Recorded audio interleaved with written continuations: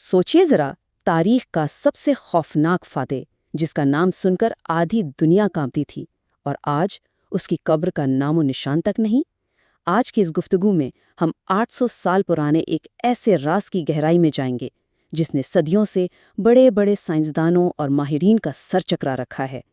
ہم بات کر رہے ہیں چنگیز خان کی گمشدہ قبر کی، جو آج تک ایک معمہ بنی ہوئی ہے۔ تو چلیے اس میں تھوڑا تفصیل سے اترتے ہیں۔ ایک انتہائی حیران کن حقیقت سنیے۔ چنگیز خان نے اپنے دور میں دنیا کی 11% آبادی کا مکمل صفایا کر دیا تھا۔ جی ہاں، 11%۔ اس کی تباہی کا دائرہ اتنا وسیع تھا کہ پوری دنیا اس کے نام سے خوفزدہ تھی۔ لیکن اس سب کے باوجود اتنا بڑا انسان جس کا عالمی نقش قدم اتنا گہرا تھا، وہ خود زمین سے بالکل غائب ہو گیا۔ مطلب اس کا اپنا کوئی جسمانی وجود باقی ہی نہیں بچا۔ ہے نا کمال کی بات؟ اس طرح غائب ہونے کے پیچھے اصل میں اس کے اپنے ہی یہ الفاظ تھے: میری قبر کا کوئی نشان نہ چھوڑنا۔ اپنے آخری وقت میں اس کی یہ خواہش انتہائی لرزہ خیز تھی۔ اس نے سخت حکم دیا تھا کہ اس کی قبر کا پتہ دنیا میں کسی کو نہیں لگنا چاہیے۔ اور جانتے ہیں، اس ایک سرد اور بے رحم حکم نے تاریخ کے سب سے بڑے اور سب سے خوفناک پردہ پوشی کے آپریشن کی بنیاد رکھ دی۔ حصہ پہلا، ایک درندے کی تشکیل۔ تو آخر وہ اتنا بے رحم کیسے بنا؟ یہ سمجھنے کے لیے ذرا اس کے شروعاتی حالات دیکھیں۔ 1162 میں منگولیا کے انتہائی سخت ترین ماحول میں ایک بچہ پیدا ہوتا ہے، تیموجن، جو بعد میں چنگیز خان بنا۔ جب وہ صرف 9 سال کا تھا، اس کے باپ کو زہر دے کر مار دیا گیا۔ اس کے اپنے ہی قبیلے نے اسے اور اس کی فیملی کو کڑاکے کی سردی میں مرنے کے لیے چھوڑ دیا۔ زندہ رہنے کے لیے اس بچے نے کیا کچھ نہیں کیا، یہاں تک کہ جنگلی چوہے اور گھاس کھا کر گزارا کیا۔ اور پھر وہی یتیم بچہ ان بدترین حالات سے نکل کر 1206 میں تمام منگولوں کا سردار بنا اور خود کو کائنات کا بے تاج بادشاہ منوایا۔ اس نے صرف زندہ رہنا ہی نہیں سیکھا تھا، بلکہ ایک ایسی بے رحم اور طاقتور ملٹری مشین تیار کی جس کا کوئی ثانی نہیں تھا۔ اس نے پرانی روایات کو اٹھا کر باہر پھینکا اور رشتہ داری کے بجائے خالص قابلیت اور میرٹ کو ترجیح دی۔ اس کی گھڑ سوار فوج اتنی تیز تھی کہ بس پوچھیے مت۔ ہر سپاہی کے پاس 3 سے 4 گھوڑے ہوتے تھے، اور رابطے کے لیے انہوں نے اپنا ایک یم نیٹ ورک بنا رکھا تھا، جو اس وقت کا سب سے تیز ترین کمیونیکیشن نظام تھا۔ اس نے جبے اور سبودائی جیسے زبردست دشمنوں کو بھی اپنی فوج میں شامل کیا، کیونکہ وہ قابل تھے۔ لیکن اس کا سب سے بڑا ہتھیار کوئی تلوار نہیں، بلکہ اس کا پیدا کردہ خوف تھا۔ جو شہر بغاوت کرتا، اسے مکمل طور پر صفائی ہستی سے مٹا دیا جاتا تھا۔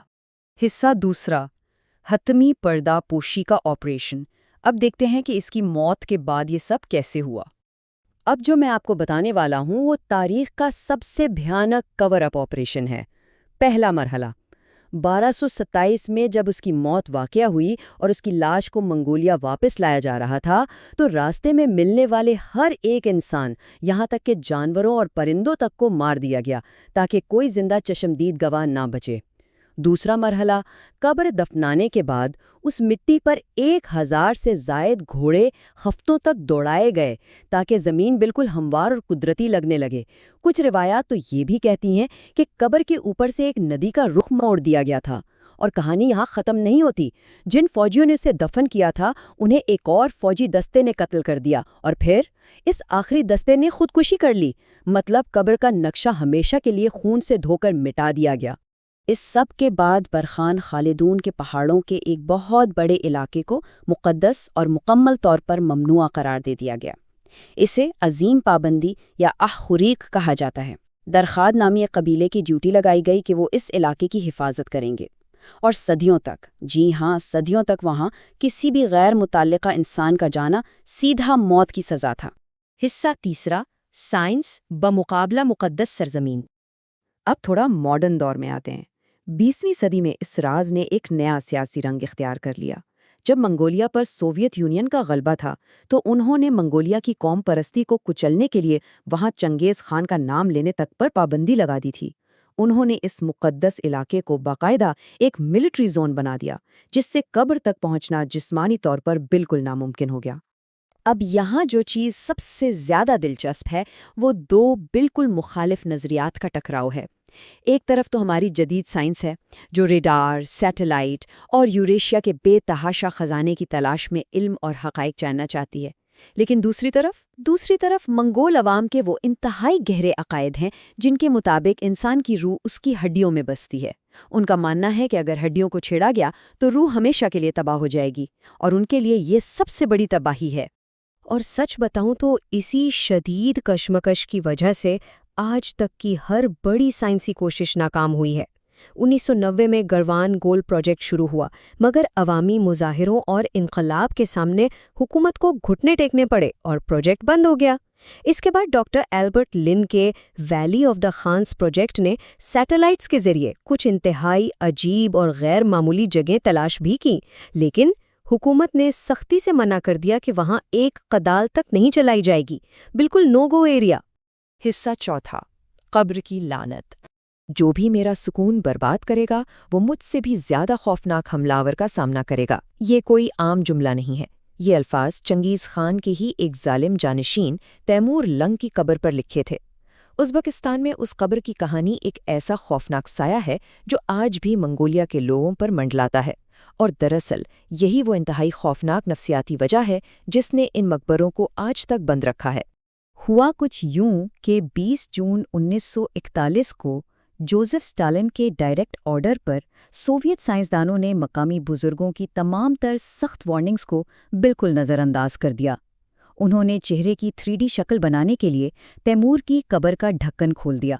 اور پھر ذرا اس بات پر غور کریں، اس واقعے کے ٹھیک 2 دن بعد 22 جون 1941 کو ایڈولف ہٹلر نے سوویت یونین پر تاریخ کا سب سے بڑا اور سب سے تباہ کن حملہ کر دیا، جسے آپریشن بارباروسا کہا جاتا ہے۔ اس ایک حملے میں کروڑوں انسان مارے گئے۔ دیکھیں، یہاں اہم نقطہ یہ ہے کہ تاریخی حقائق کے مطابق ہٹلر نے اس حملے کی منصوبہ بندی تو مہینوں پہلے یعنی دسمبر 1940 میں ہی کر لی تھی۔ سائنس کہتی ہے کہ یہ صرف اور صرف ایک اتفاق تھا، لیکن اس ایک اتفاق نے ایشیائی ذہنوں میں شاہی قبروں کو کھولنے کے حوالے سے ایک انتہائی گہرا اور خوفناک ڈر بٹھا دیا۔ لوگوں نے سوچا کہ اگر تیمور کی قبر کھولنے سے دنیا کی سب سے بڑی جنگ شروع ہو سکتی ہے، تو ذرا سوچئے تاریخ کے سب سے بڑے فاتح چنگیز خان کی قبر کھولنے کا نتیجہ کیا ہوگا۔ آج کا منگولیا ایک عجیب ہی تضاد کا شکار ہے۔ چنگیز خان ان کی قومی شناخت کا سب سے اہم حصہ ہے، ان کا ہیرو ہے۔ ان کی کرنسی پر اس کا چہرہ ہے، پریمیم ووڈکا کی بوتلوں پر اس کا نام ملتا ہے، پارلیمنٹ کے باہر اس کا ایک دیو ہیکل مجسمہ کھڑا ہے۔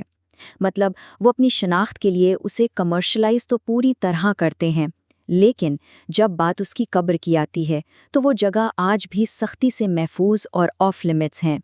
وہ اپنی تاریخ اور ہیرو کو سیلیبریٹ ضرور کرتے ہیں، مگر اس کی روح کا سودا کرنے کو ہرگز تیار نہیں۔ حصہ پانچواں، حتمی فتح۔ تو یہ سب ہمیں ایک انتہائی گہرے سوال پر لا کر کھڑا کر دیتا ہے، کیا چنگیز خان نے قبر میں لیٹے لیٹے آج کی جدید سائنس کو شکست دے دی ہے؟ ذرا سوچئے، ایک شخص جو 800 سال پہلے مر گیا، اس کی مرتے دم کی آخری خواہش آج کی ایڈوانس ٹیکنالوجی، سیٹلائٹس، ریڈارز اور سائنس کی بھوک پر بھاری پڑ رہی ہے۔ اس نے جو چاہا وہ اپنی زندگی میں تو حاصل کیا ہی، مگر موت کے بعد بھی وہ تاریخ اپنی ہی شرطوں پر لکھوا رہا ہے۔ یہ جاننا واقعی حیران کن اور سچ پوچھو تو تھوڑا خوفناک بھی ہے کہ دنیا کا سب سے ظالم فاتح آج بھی جدید دنیا کو مات دے رہا ہے اور اپنے آخری راز کی حفاظت میں 100% کامیاب ہے۔ آپ کا اس سب کے بارے میں کیا خیال ہے؟